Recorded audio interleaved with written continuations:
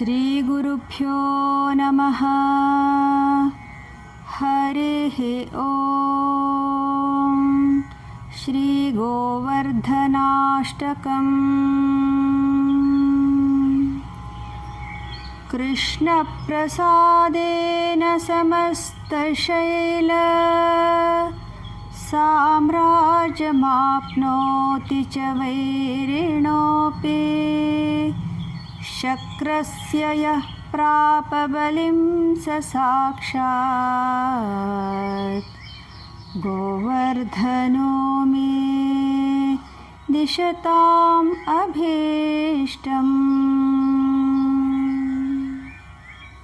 स्वप्रेष्ठहस्ताम्बुजसौ कुमार्य सुखानुभूतेरतिभूमिवृत्तेः महेन्द्रवज्राहतिमप्यजानन् गोवर्धनो मे दिशताम् अभीष्टम्। यत्रैव कृष्णो वृषभानुपुत्रा दानं गृहीतुं कलहं वितेने। श्रुते स्पृहा यत्र महत्यथ श्री गोवर्धनो मे दिशताम् अभीष्टम्।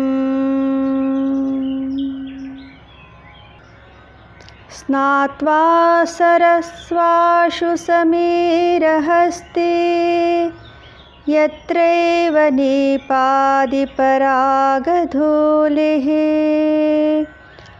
आलोलयन् खेलति चारुसश्री गोवर्धनो मे दिशताम् अभीष्टम्। कस्तूरिकाभिषयितं किमत्रेत् यूहं प्रभो स्वस्य मुहुर्वितन्वन् नैसर्गिकस्वीयशिलासुगन्धेर्गोवर्धनो मे दिशताम् अभीष्टम्। वंशप्रतिध्वन्यनुसारवर्त्म दिद्रक्षवो यत्र हरिं हरिण्यः यान्त्यो लभन्ते न हि विस्मितास गोवर्धनो मे दिशताम् अभीष्टम्। यत्रैव गङ्गामनुना विराधाम् आरोह्य मध्ये तु निमग्ननौकः कृष्णो हि राधानुगलो बभौ स गोवर्धनो मे दिशताम् अभीष्टम्। विना भवेत् किं हरिदासवर्य पदाश्रयं भक्तिरतः श्रयामि। यम् एव स प्रेम निजेशयो श्री गोवर्धनो मे दिशताम् अभीष्टम्। एतत् पठेद्यो हरिदासवर्य महानुभावाष्टकमार्द्रचेताः श्रीराधिका माधवयोपदाब्ज दास्यं स विन्देद् अचिरेण साक्षात्। इति स्तवामृतलहरी महाग्रन्थे श्रीलविश्वनाथचक्रवर्तिकृतं श्रीगोवर्धनाष्टकं संपूर्णम्. अर्थो सुर्वे श्लोकाचो. श्रीकृष्णाल दयेनं सक्कड पर्वताचेर आयो म्हणून घेतिले आनी बद्ध वैरी जावन आशिल्ले इंद्राले गौरवान्वित सम्मान घेतिले गोवर्धन पर्वतू मेगेल अभिष्ट पूर्ण करो. दोन्ही श्लोका अर्थो. श्रीकृष्णानं तागेले कोमल जावन आशिल्ले करकमलानं गोवर्धन पर्वताक भुंयचेर तोकून वैरुक्कण धरले. त्या धरल संतोष जावन गोवर्धन पर्वताक इंद्रानं गोडू गोडू मिंचान मारलेले कळयनी कೈ.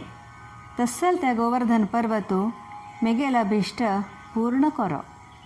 तिन्नी श्लोकाची पार्श्वभूमी बॅकग्राऊंड म्हळ्यार राधा राणी तिगेल सख्या लोटू बरसाना तोकून वृंदावनाक येत आशिल्ले आनी कृष्ण तागेल गोवळा ओटू मेळ्ळू तांकां वृंदावनाक भितर येवका जाल्यार प्रवेश शुल्क म्हळ्यार टोल दिवका म्हणून कुशालेक झगडी करत आशिल्ले. तिन्नी श्लोकाचे अर्थ कसले म्हळ्यार खंयचे जाग्यार श्रीकृष्ण त्या वृषभानुरायाले धुवे लागी म्हळ्यार राधा राणी लागी प्रवेश शुल्क दिवका म्हणून झगडतकी आनी त्या कृष्णाले व्यक्तिमत्व कळूक वेद समेत तळमळतकी तस्सल ते गोवर्धन पर्वतू मेगेल अभिष्ट पूर्ण करो. चारी श्लोको.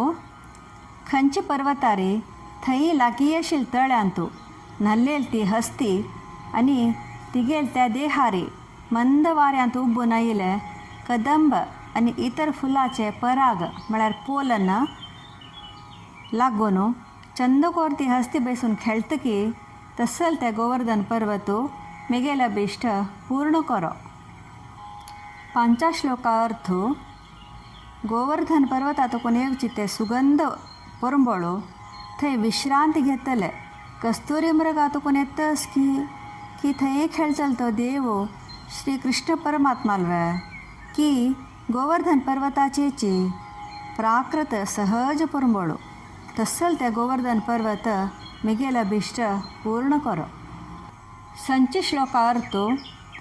खंयचे पर्वतारी श्रीकृष्णाले मधुर जावन आशिल्ले मुरली स्वर आयकतकी आनी तो स्वर येवचे मार्गानची ते चित्तल म्हळ्यार जिंके कृष्णाक सोदून वता जाल्यार ताका तो कृष्ण दिसनातील पळोवन आश्चर्यचकित जातकी तस्सल ते गोवर्धन पर्वतू मेगेल अभिष्ट पूर्ण करो. 7 श्लोका अर्थ. दिव्य जावन आशिल्ली ती जोडी राधा राणी आनी श्री कृष्ण गंगेंतू नौकायान करता आसतना ती नौका बुडतकय. तेदना ती राधा राणी ते भव्य जावन आशिल्ले सुंदर जावन आशिल्ले कृष्णाल गळ्याक घट्टी धरतकय. ती गंगा खंयच्या जाग्यार आस तस्सल ते गोवर्धन पर्वतू मेगेल अभिष्ट पूर्ण करो. 8 श्लोका अर्थ. श्रीकृष्णाले परमसेवक जावन आशिल्ले गोवर्धन पर्वताच्या मुळाक आश्रय घेन येतिले आनी भव्य जावन आशिल्ले तो रायू आनी राणी म्हळ्यार राधा राणी आनी श्रीकृष्णाक प्रीती करन येतिले. ती सेवा भक्ती प्राप्त जावच्याक कशी साध्य आस तस्सल ते गोवर्धन पर्वतू मेगेल अभिष्ट पूर्ण करो. कडेच श्लोको फलश्रुती. श्रीहरीले श्रेष्ठ सेवक जावन आशिल्ले हे पर्वताचे महिम सांगचे हे 8 श्लोक कोण पठण करतकी तांगेल हृदयांतू शुद्ध भक्ती आनी श्री राधा माधव चरणाचे प्रत्यक्ष सेवा प्राप्त जाता. हांगा श्रील विश्वनाथ चक्रवर्ती विरचित स्तवामृत लहरी महाग्रंथाचे श्री गोवर्धनाष्टक संपूर्ण जाता.